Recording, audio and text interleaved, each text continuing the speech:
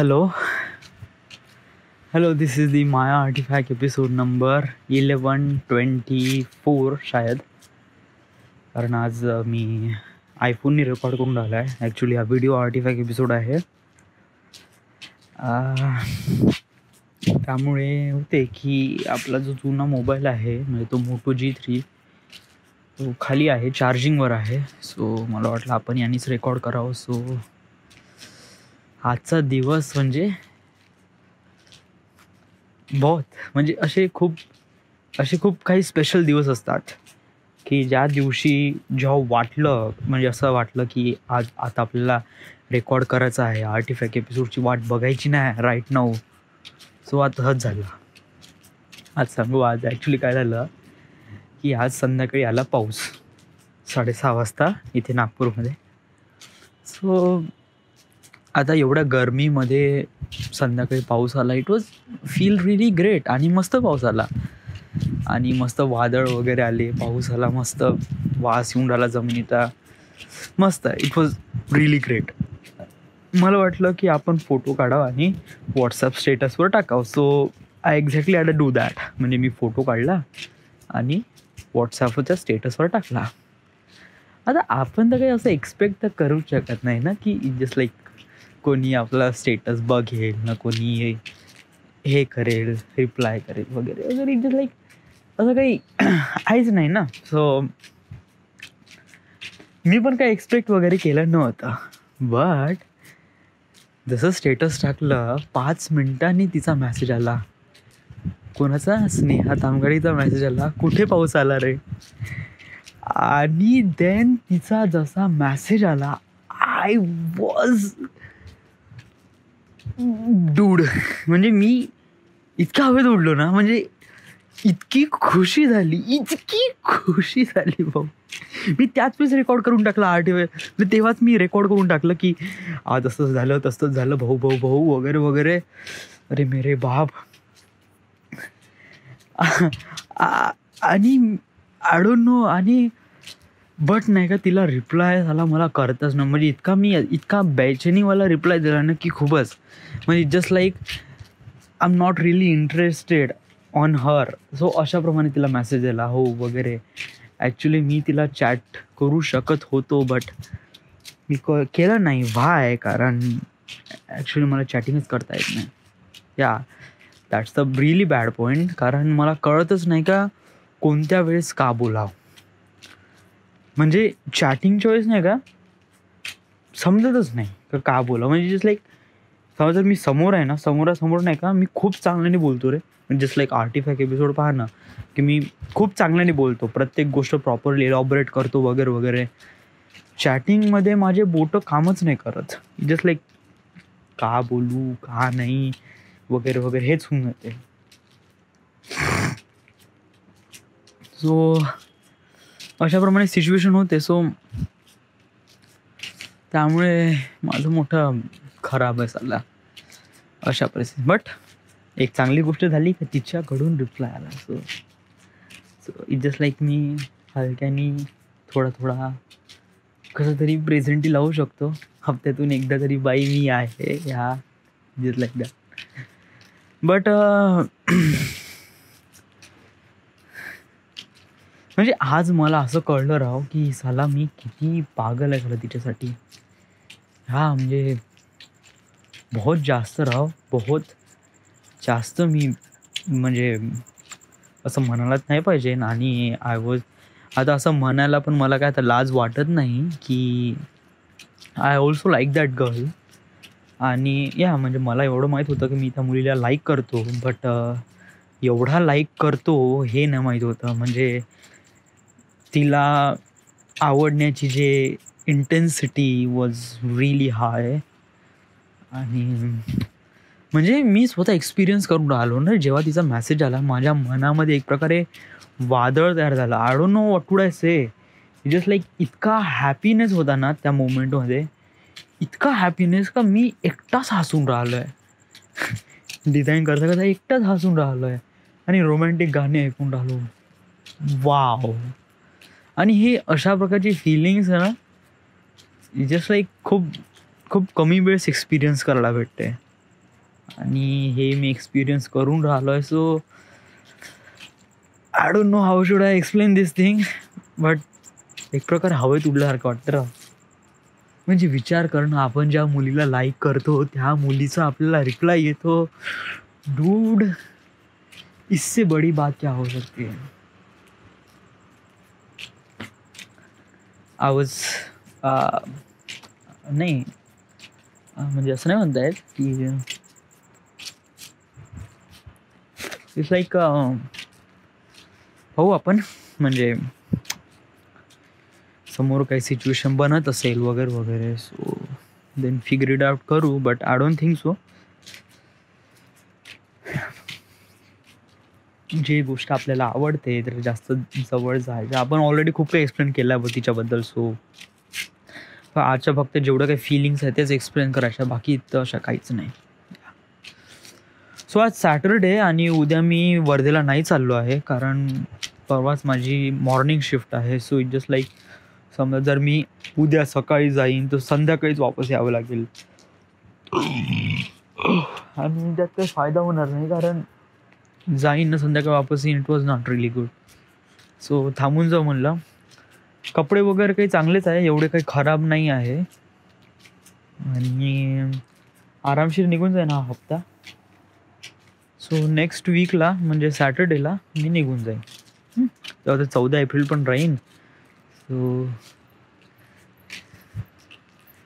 या 14 एप्रिल नाही का, मी तिचा पाठलाग करीन हा, म्हणजे स्नेहा तांबडीचा.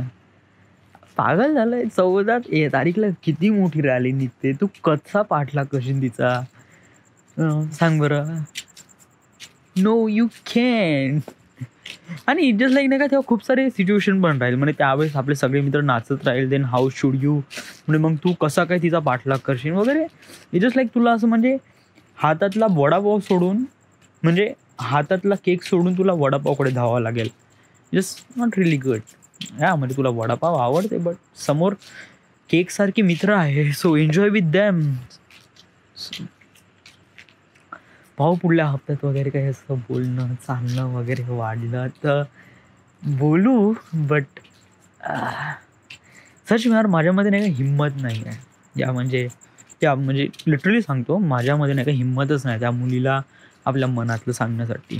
या आणि असं नाही का हिंमत नाही, ॲक्च्युली खूप साऱ्या गोष्टी हे होते यार. म्हणजे कसं, मी त्या मुलीला पकडून ॲडव्हान्टेज डिसॲडव्हान्टेज वगैरे डिसाईड करतो आणि देन कसं म्हणजे हे स्टार्टिंगसाठी खूप चांगलं वाटते, मग नंतर कसं एक प्रकारे ओझं वाटते. आणि समोर जाऊन नाही का आपली एक नॉर्मल लाईफ नाही, समजा जर माझी नॉर्मल लाईफ असती वगैरे वगैरे तर मग काही टेन्शन नाही, मला काही मोठे मोठे टार्गेट्स वगैरे अचीव करायचे नसते ना, तर मग आय वॉज रिअली हॅपी. मग तर काय माझ्यापासून नागपूरच बेस्ट असतं. या इथे जॉब करताय PMIमध्ये, ग्रॅज्युएशन केलं असतं 4 वर्षात, एक्सपिरियन्स पण आला असतं, ग्रॅज्युएशन पण आलं असतं आणि इथेच परमनंट झालो असतो. That's it. आणि हळूहळू पैसा वाढत गेला असता, फ्लॅट घेतला असता वगैरे वगैरे, एव्हरीथिंग इज डन हिअर. आणि मग काय, मग तर मग मी स्नेहालाच प्रपोज केलं असतं वगैरे, मग तर काही मॅटरच नव्हता. आणि मग समोर जाऊन तो गोष्टही खूप वाढली असती, इवन मॅरेजपर्यंत पण गोष्ट गेली असती आणि त्याच्यामध्ये काही हे झालं नसतं, म्हणजे तकलीफ वगैरे आली नसती, कारण सेम रिलिजन. आणि त्याच्यानंतर माझे आईवडील ना तिचे आईवडील वॉज काइंड ऑफ नोन, काफी ओळखते आणि घराजवळचेच आहे. सो इट जस्ट लाईक कोणत्या गोष्टीसाठी नकार तर नसताच. बट आपली destiny is way bigger than expectation. आणि अशा वेळेस आपण हातात थैला घेऊन नाही धावू शकत. तो यावेळेस आपल्याला कसं की स्वतःचाच ओझा आपण सांभाळू शकत नाही, तर हातातला थैला भारी लागणारच. या म्हणजे मी डेफिनेटली म्हणतो की जर ती माझ्यासोबत आली, सो माझ्यासाठी ते एक प्रकारे ओझं होईल. सो तर म्हणूनच मी याचा विचार करतोय, त्यामुळेच. आणि असं काही खूप वाईट नाही रे, म्हणजे असं म्हणजे मी अलोन एकटा वगैरे आहे ना. म्हणजे कसं की त्या मुलीला मी लाईक करतो, ठीक आहे, त्या मुलीला माहीत आहे नाही माहीत आहे, प्रपोज केलं नाही केलं, आय डोंट नो. या बट राईट नाव नाही का, मला असं एक प्रकारे असं फील नाही होत कसाला आपण काहीतरी म्हणजे काही करून नाही राहिलो. हां, म्हणजे कसं आहे, की तुला केक माहीत आहे केक? त्या केकचा नाही का मला फोटो पाहायला मिळतो आणि त्या फोटो पाहून नाही का मी खुश होतो आणि याच्यातच मला सॅटिस्फॅक्शन भेटते. या आता मग मला ते केक टेस्ट करायची काही अशी गरज वाटत नाही राव मला. म्हणजे असं वाटते म्हणा ऑफकोर्स म्हणजे समोर केक असला तर कोण खाणार नाही? ऑफकोर्स सगळेच जण खाणार. बट काय आहे, की मी स्वतःला असं हे केलं आहे, म्हणजे असं एक प्रकारे बंधनं लावले स्वतःवर, की स्नेहा तामगाडगेचा भाऊ तू फक्त फोटो बघ आणि असं नको म्हणू शी इज द वन. मला पण नाही माहीत राव. असं सच मी सांगतो ना, आज मी ज्या इंटेन्सिटीने खुश होतो ना, तर त्या इंटेन्सिटीने मला वाटलं की शी इज द वन. या म्हणजे जेव्हा तिचा रिप्लाय आला, म्हणजे माझ्या डोक्यामध्ये केमिकल चेंजेस आणि माहीत नाही का विचार येऊन राहिले डोक्यामध्ये. या आणि असं फक्त तिचा रिप्लाय आला म्हणून, फक्त तिचा रिप्लाय आला म्हणून, दॅट्स इट. आणि हे जे फिलिंग्स आहे हे मी याच्या अगोदर एक्सपिरियन्स केली, ते फक्त तिच्यासोबतच केली आहे. नंतर कधीच असं काही हे एक्सपिरियन्स कधीच जनरेट नाही झाली. सो मला वाटते की शी इज द वन. बट माझं फ्युचर तिच्यासोबत आहे की नाही हे नाही माहीत. कारण माझंच फ्युचर मला नाही माहीत राव.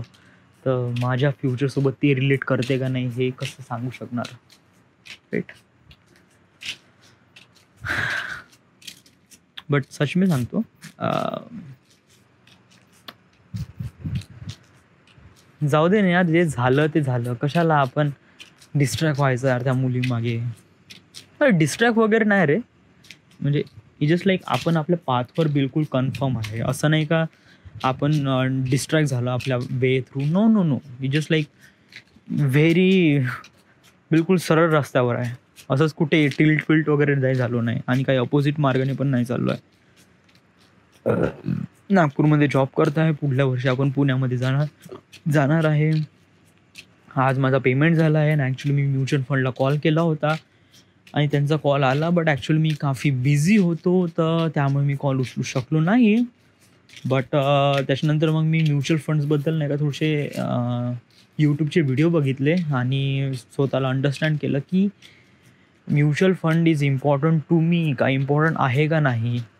तर त्याच्याबद्दल थोडंसं जाणून घेतलं. ती एवढं लक्षात आलं आहे की म्युच्युअल फंड 1 वर्षासाठी काढणे इट वॉज नॉट पॉसिबल. म्हणजे जर तू 1 वर्षासाठी म्युच्युअल फंड काढशील तर तुझा फायदा तर काहीच नाही आहे, बट नुकसानही तर काहीच नाही ना. विचार कर ना भाऊ, तुझ्यापाशी असेच पैसे राहील ना तर ते डेफिनेटली खर्च होणार. या आज ना उद्या तर खर्च होणारच आहे. सो बी कॉशियसली. म्हणजे कसं आहे, पैसे लागून राहिले बेटर आहे. आपल्या फिल्म स्कूलसाठी पैसे लागेलच ना. आतापासूनच आपण प्रिपरेशन नाही केली या गोष्टीसाठी तर हे एकदम डिसअपिअर होऊन जाणार, राईट? फिल्म स्कूलसाठी पैसे आपण काही वडिलांना थोडी मागणार आहे. आणि हू नोज पुण्याला जाऊन आपल्याला जॉब लागेल, हू नोज म्हणजे आपल्याला जॉब लागेल, पण त्या जॉबमध्ये आपण फिल्म स्कूलची फीज आपण अफोर्ड करू शकू का? नाही ना. म्हणजे आतापासून आता आपल्यापाशी जेवढे काही ॲसेट्स आहेत त्याची अवेबिलिटी घे ना, म्हणजे त्याचे फायदे घे आणि जस्ट लाईक सेविंग्स ठेव. ठीक आहे, नाही म्युच्युअल फंड्स तर RD काढ किंवा FD काढ. सो मी हाच विचार केला. ॲक्च्युली उद्या म्युच्युअल फंडवाल्याचा कॉल येणार आहे. मी त्याच्यासोबत खूप चांगल्याने बोलेल, प्रॉपरली बोलेल. जस्ट लाईक माझा पैसा आहे राव, मी असाच कसा कोणापाशी देऊ शकतो. सो जस्ट लाईक प्रत्येक गोष्टी मी जाणून घेईल. मी ठरवलं आहे की 5,000 रुपये मंथली SIP देईन मी, सिस्टमॅटिक इन्व्हेस्ट प्लॅन. सो याच्यामध्ये मला 1 वर्षाचा म्हणजे जस्ट लाईक मी मार्च 18मध्ये सुरू केला आहे. मार्च नाही, एप्रिलमध्ये सुरू केला आहे. तर एप्रिलच्या 2019मध्ये मला त्याचे रिटर्न्स वगैरे जेवढे काय 1% या 2% जेवढं काही इंटरेस्ट आहे तो मला भेटायला पाहिजे. सो या रेटने मी बोलतो. समजा जर या टर्म्स अँड कंडिशनवर तो मानत असेल, ऑफकोर्स मानणं असं काही हे नाही आणि ह्याच्यामध्ये माझाच फायदा आहे.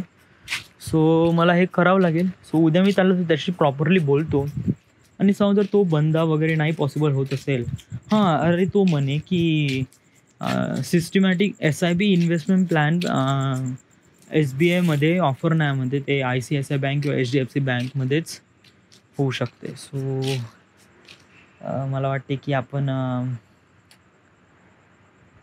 पैसा बाजारवर राहू देऊ. ॲक्च्युली आपण थोडंसं वैभवला फोन करू यार. नाही, वैभवला उद्याच फोन करू आपण. त्याच्याबद्दल पहिले जाणून घेऊ की काय आहे, कसं आहे. आणि समजा जर नाहीच होत आहे, त्याचाही त्या बंद्याचा कॉल वगैरे नाही येऊन राहिला, त्याचंही नाही जमून राहिलं येणं, आपले काही फारसं काही मिसमॅच होऊन राहिलं प्रत्येक गोष्टी. सो मग राहू देऊ म्युच्युअल फंड. आपण फिक्स डिपॉझिट करू आपले पैसे, म्हणजे जेणेकरून आपले पैसे खर्च तर होणार नाही आणि सेफ राहील. जेवढं काही इंटरेस्ट रेट येईन 3% या 4% वॉट, बट आपला पैसा ॲज इट इज द राहील. कारण माझ्यापाशी पैसा राहील तर ऑफकोर्स डेफिनेटली पैसे खर्च होणार आहे. बरं ते ठीक आहे, ओके. बट तू 5,000 रुपये प्रति महिना जर तू फिक्स डिपॉझिट करतो या म्युच्युअल फंड करतो, तुझ्यापाशी उरते 9,000 रुपये. तर 9,000 तुझा हँडल आउट होऊन राहिला आहे. 9,000मध्ये माझं ऑफकोर्स म्हणजे 2,500 रुपये आपला महिना असतो रेंटचा. त्याच्यानंतर 2,000 रुपये मेसवाल्याचे, स्वीट जस्ट लाईक 2,500 आणि 2,000 रुपये स्वीट जस्ट लाईक 4,500 रुपये. 5,000 रुपये लागते मला. 5,000 दॅट्स इट. म्हणजे 9,000 रुपयेमध्ये माझं सॅटिस्फाईड होते. 4,000 रुपये just for who knows what will come. So त्याच्यासाठी आहे. सो बाकीचं काही आहे नाही. सो करतो मी ॲडजस्ट. बाकीचं काही एव्हरीथिंग इज गुड. आणि हो, थोडेसे आता मागच्या महिन्यात मी खूप खर्च केले होते. सो यावेळेस मी थोडं खर्च कमी करणार आणि प्रॉपरली इन्व्हेस्टमेंट करून स्वतःचं लाईफ बेटर बनवणार. व्हॉट इफ समजा तू 5,000 रुपये प्रति महिना भरत आहे तर किती होईल? 5 50,000 10 महिन्यात. 12 महिन्यात 60,000 रुपये. 60,000 रुपये करून घेऊ. मला एवढं माहीत आहे की माझ्यापाशी पैसा राहिला तर 60,000 रुपये पण नाही येणार, राईट? सो तुला पैसे इन्व्हेस्ट करावंच लागेल. जेवढंही हो, 60,000 रुपये या केवढी पण हो. म्हणजे आपण एवढं तर म्हणू शकतो की भाऊ, माझ्यापाशी पुण्यात जायच्या अगोदर माझे 60,000 रुपये आहे. So just like that, all right. आणि त्याच्यानंतर उरलेले काही पैसे जे 4,000 रुपये आहेत ते द्यायची काही गरज नाही. पैसा आहे आपल्याकडे. आणि समजा जर पैसे वगैरे नसलेच तर वडील आहेच. वडिलांचं रिटायरमेंट आहे आणि वडिलांच्या रिटायरमेंटमध्ये त्यांना बहुत सारे पैसे मिळणार आहे. बट आपण वडिलांच्या रिटायरमेंटवर डिपेंड न राहता आपण आपल्या गोष्टी स्वतःच बिल्डअप करायला पाहिजे असं मला वाटते. So yes. बरं ती जाऊ दे, ते पुढचं आहे ते पाहून घेऊ आपण. सो आज तर एवढंच स्पेशल आहे, बाकी तर काही आहे नाही. So this it. This is the end. This is the my artifact episode number 11, 25 or 26 असेल. Right now we are at Nagpur, Maharashtra. Thank you.